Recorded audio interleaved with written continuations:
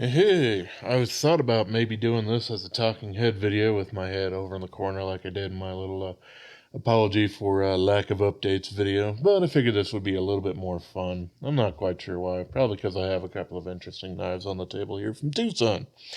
Speaking of, they have basically announced that they have a new steel that's in the works. The first knife of which will be the TS419.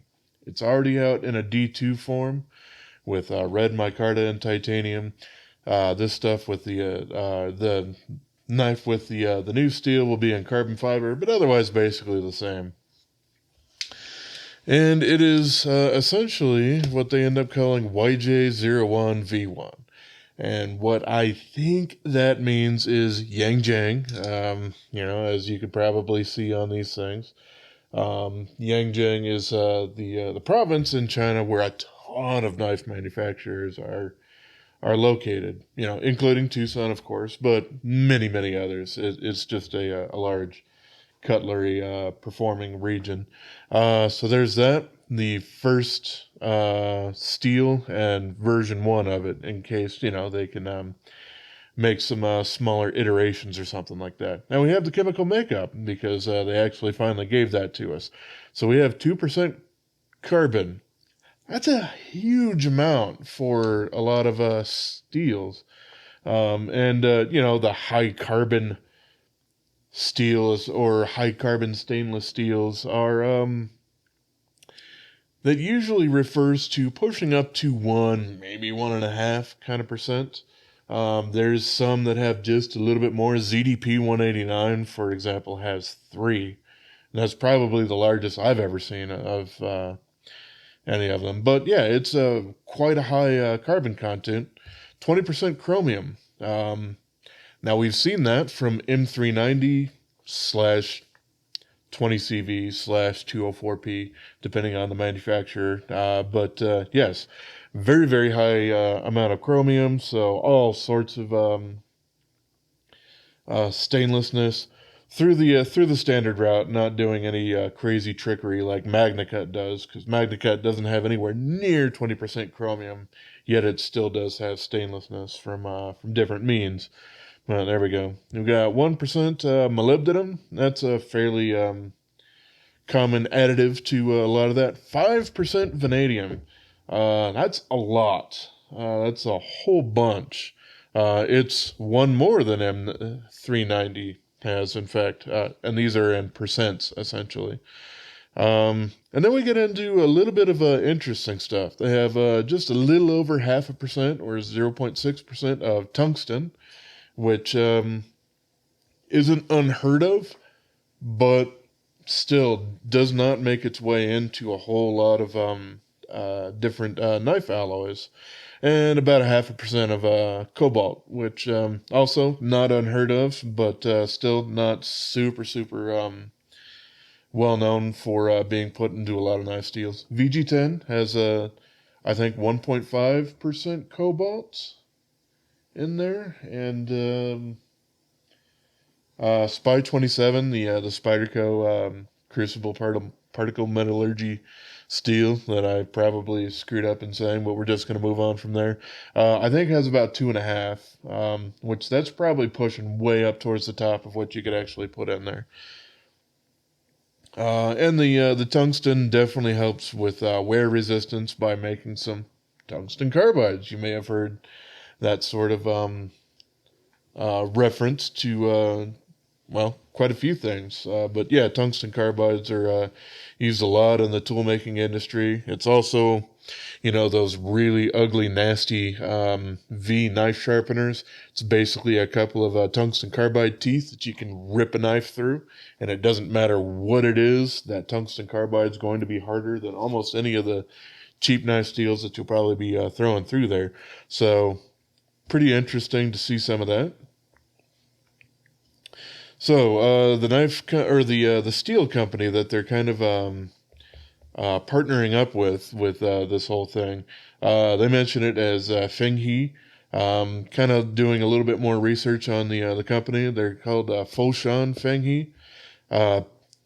PSF is, I think it's also part of their name, but essentially stands for Precision Spray Forming. Spray forming is it's a different way of doing steel than other than the standard ingot forming, but it's a little bit more simple than a standard powder metallurgy process is.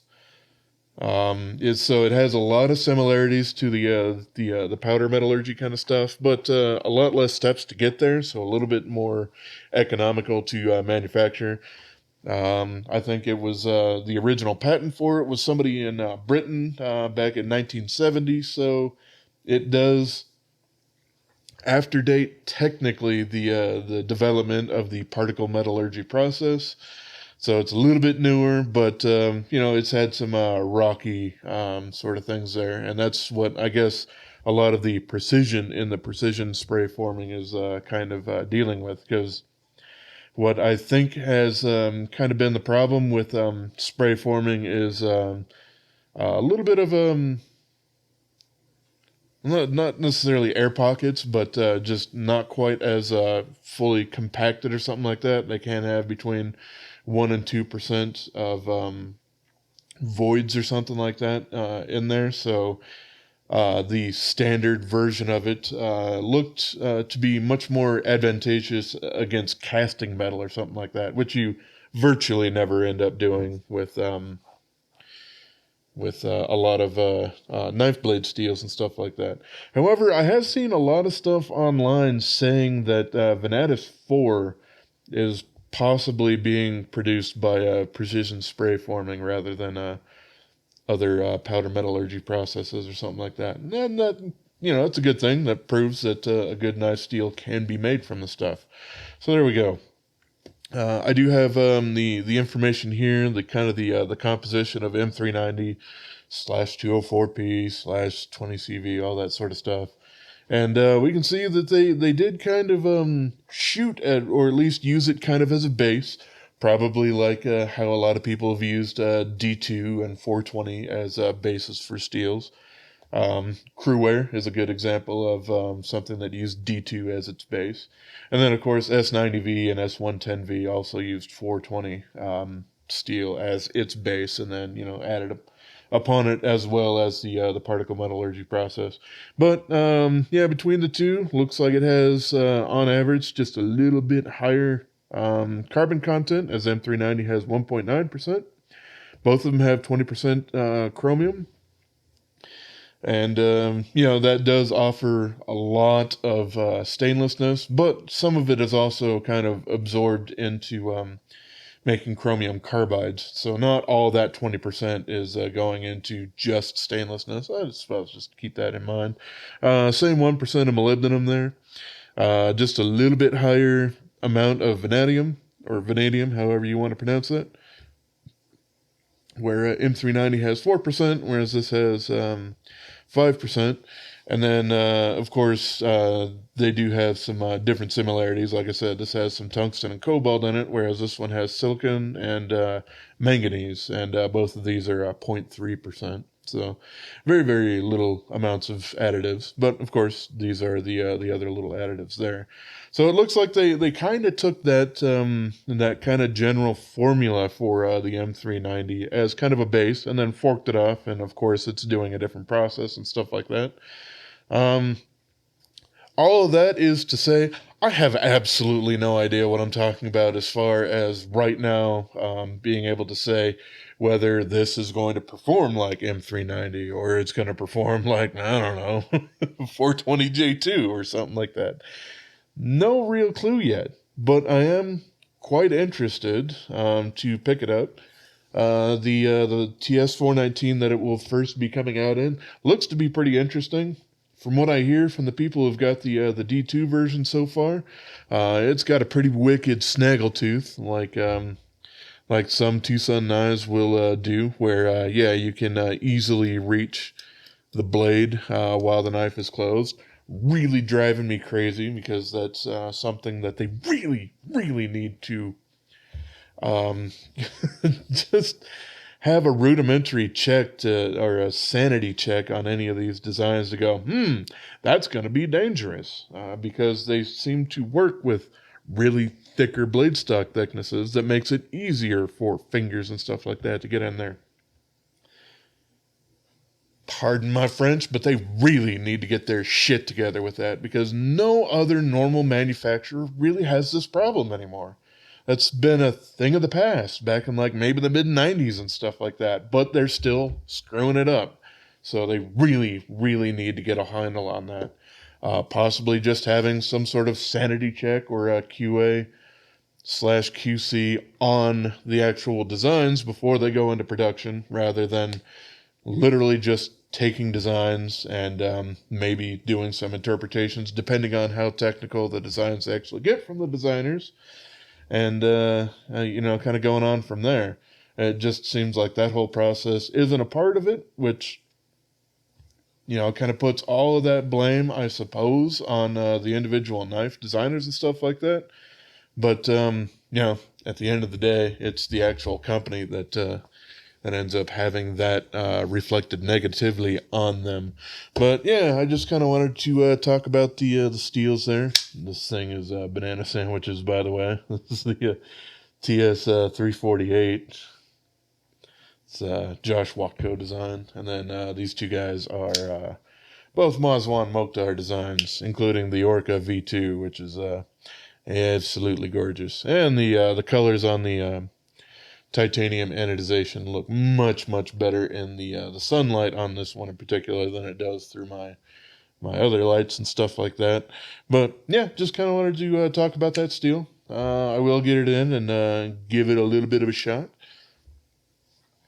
Like I said, it's kind of, but not quite, maybe a particle metallurgy steel, but it's not quite an ingot steel either. It's kind of one of those in-between kind of things. So it's really hard for me to know just by looking at some numbers exactly how that might perform and stuff like that. Oh, they did also mention that they will be targeting an HRC of 61 to 63 on this particular steel. So that's definitely good. Something that I do believe Cobalt in general does help to allow you to bring up the hardness of the steel overall just a little bit. That could be a possibility of why they ended up including that altogether. But I would absolutely love to see that, since some of their other powder metallurgy steels might be just a little bit on the softer side. So if they can get something that's really convenient and semi-affordable for them, and be able to get that HRC up on that stuff, could be fantastic. So like I said, really have to see the proof in the pudding, because there's so many variables in there that are just a little uncommon. But I'm hoping for good things, and we'll see. I don't know, in a month or two or something like that, when these new knives go on sale, and I'll let you know my thoughts past then. But until then, yep, we got a whole bunch of knives coming out in D2, and a couple of budget knives that are going to be using N690, which doesn't really tickle my fancy all that much at all. N690 is not fantastic alternative to D2, I think, for because they're going to be done in some of the David Chen budget knives and stuff like that. Which N690, it's maybe a little bit better than 440C, but it's nothing to write home about. And it does have its disadvantages over something like 14C 28N and all that sort of stuff that they were using a little bit more in prior years. But hey, it's another steel thing that they're playing around with. But alrighty, that's all I really wanted to talk about, was just the steel stuff there. Obviously, it's not going to be super interesting for everybody out there, but for those of us who do kind of care about those sorts of things, that's kind of the information that I have so far. So, alrighty, as always, I appreciate y'all for watching, and have yourself a wonderful rest of your day, It's this guy.